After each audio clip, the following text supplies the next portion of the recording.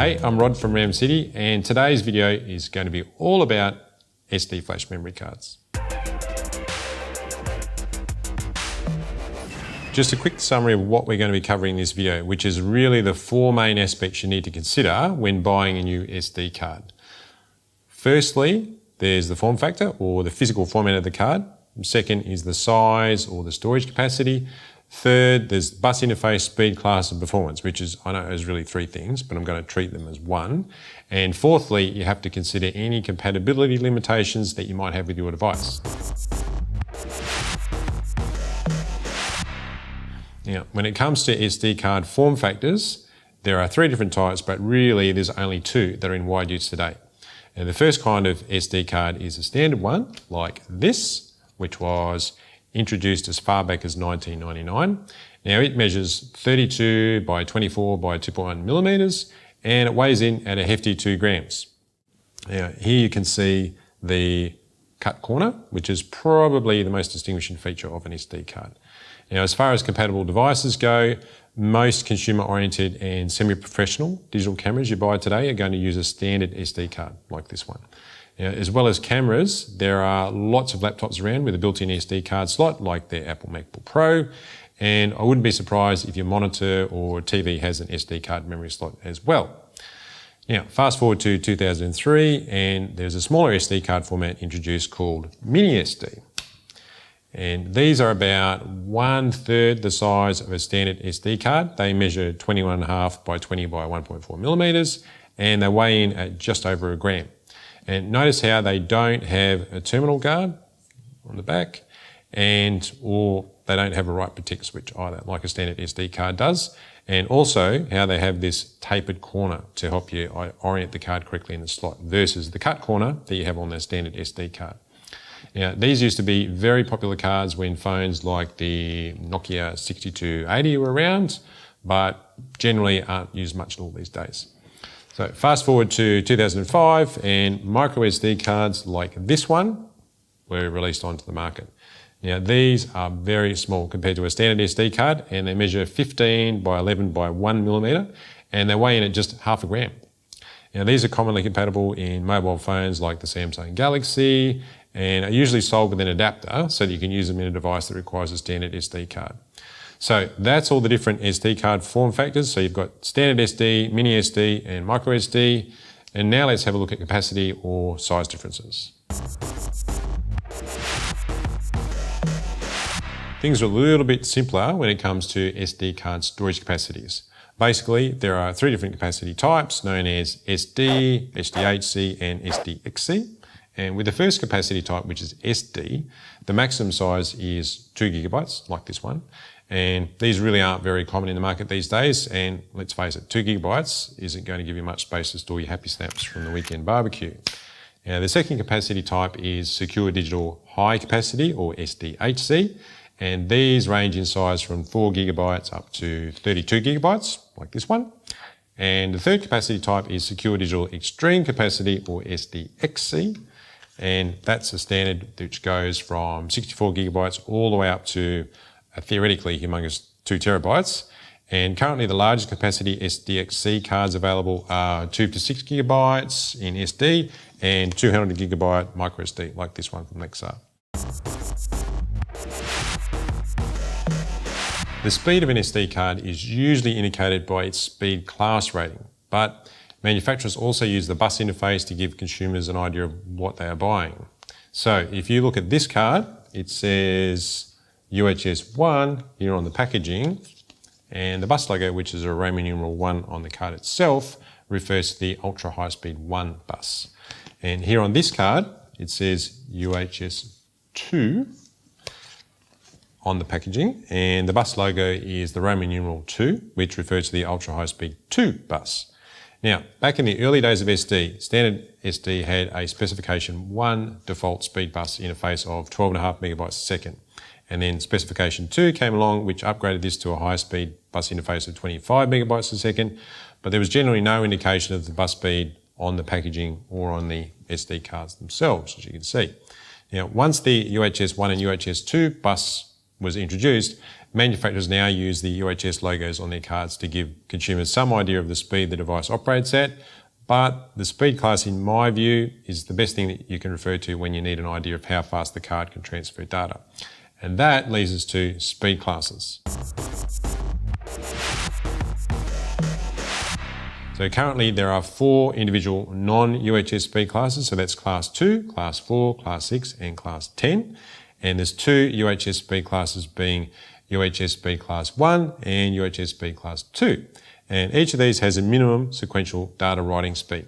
So these days it would be hard to buy anything slower than a Class 10 card, which is considered appropriate for most full HD 1080p video recording. But if you're recording in RAW format, you might want to consider something faster than a standard Class 10 card.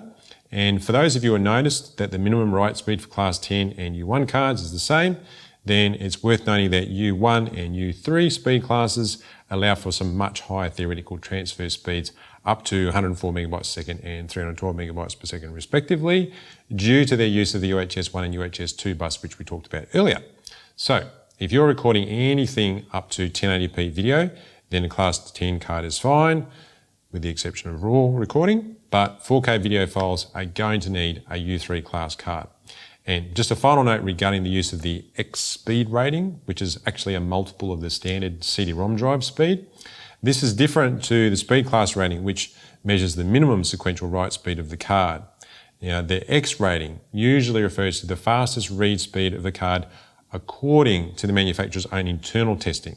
So it's been made somewhat redundant by speed classes, but I've noticed that manufacturers like Lexar still use it to separate the performance of their U3 class cards into different categories, like these 3 U3 class SD cards. So you can see that this one has an X speed of 1000X, or 150 megabytes per second read transfer speeds. So this one is 1800X, or 270 megabytes per second read transfer speeds. And this one is a whopping 2000X, or 300 megabytes per second. And now that we've covered speed classes, let's move on to some benchmarks so you can see how well these cards operate in the real world.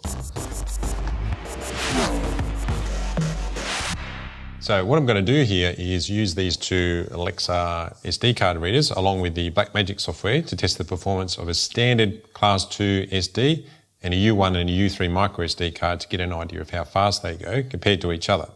Now, these 2 card readers are USB 3.0, which allows for maximum transfer speeds of 5 gigabits per second, or about 640 megabytes per second. So I should be able to max out each one of these cards, no problems.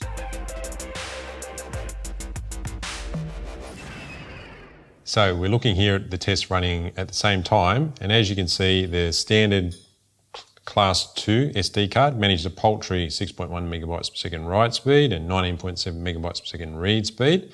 Now the Lexar U1 633 micro SD card did a lot better, and it managed to do 20 megabytes per second write and 89 megabytes per second read, or thereabouts. And the king of the hill is this one, which is the Lexar U3 2000X card, and it managed to score a whopping 231 megabytes per second read speed and 249 megabytes per second write speeds, which is pretty amazing really compared to the U1 card. So with the benchmarks over, let's cover our final topic, which is compatibility. When it comes to working out SD card compatibility, you need to keep in mind 2 things. Firstly, not all SD card compatible devices can access all of the different SD capacity types, and not all SD card speed classes are appropriate for every device, especially with the fastest speed class SD cards. So let's just have a look at SD card capacity types to begin with and ignore this bus interface and speed classes for the time being. So if you've got a standard SD card like this one, you can use it in any SD compatible device, including those that are SDHC and SDXC compatible. However, it's pretty unlikely that you would want to use a standard capacity SD card though, unless you're still rocking a really old phone like a Samsung Galaxy S1. Now with SDHC cards, you should only use these in SDHC or SDXC compatible devices. And if you're not sure what your device is compatible with, then check your device manual. And with SDXC cards, you should only use these in the latest SDXC compatible devices. Now, some people ask, can I use the latest and greatest 200 gigabyte micro SDXC cards in my smartphone? And the answer is, if it's SDXC compatible, then it will accept whatever the current largest capacity SDXC card is, or at least it's true with the 256 gigabyte SDXC and the 200 gigabyte micro SDXC cards available right now. It's still worth checking your manual though, as newer cards may offer a higher capacity than your device can handle, or it may even use a file system that your device can't handle. And now that we've covered compatibility, that's it for this video. So we've got a wide range of SD cards on the RamCity website, so head on over there if you need something. And if you've got any questions or comments about this video, then please pop them in the comments below. And to keep up to date with the future content, just click on the subscribe button, which is going to be around here somewhere. And that's it, and thanks for watching.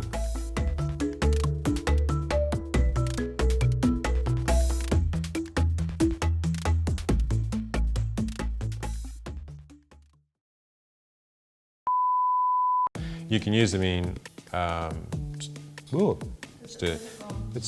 what happened there? Oh, that was me actually. Should we start again? Or? Yeah, let's go again. The whole lot? Just another intro. Be more like Lena's. Okay, I'm ready. Are you smiling face ready? I'm bringing it. The minimum size is 2 gigabytes, like this one.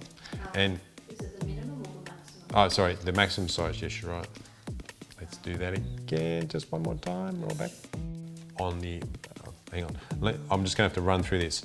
Make sure I've got the right card, because I don't have the right card. So we've got this, and then we've got the next section, which should only take 10 minutes. Hopefully. Otherwise the kids will be waiting there. Where's Dad? Yep, happy that, it's probably me. Is that what you heard? Yeah. I shouldn't be doing that. So I don't know when I started doing that, hopefully I wasn't doing it all the time. Now, when it comes to working out SD let's do that bit again. It was a little flat. Just click on the subscribe button and catch you later. I don't know, something like that. Alright. Alright, good work. Good work, team.